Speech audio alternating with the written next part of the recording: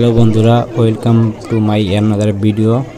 আজকে আপনাদের সামনে আমি কুমির সম্পর্কে কিছু তথ্য তুলে ধরব এক ভিডিওর মাধ্যমে। কুমির একটি ভয়ঙ্কর একটি সরীসৃপ প্রাণী। এদের উৎপত্তি অতি প্রাচীনকালে। ধারণা করা হয় ডাইনোসরের যুগে। এরপর অল্প পরিবর্তিত হয়েছে। বৈজ্ঞানিকের মতে এরা প্রায় 20 কোটি বছর আগের প্রাণী।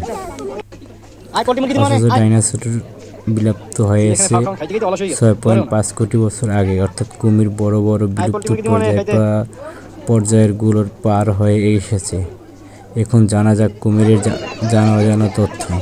কুমিরের বাসস্থান। কুমির উষ্ণ পরিবেশে বসবাস করতে পছন্দ করে এবং ঠান্ডা আবহাওয়া তাদের মোটেও ভালো লাগে না।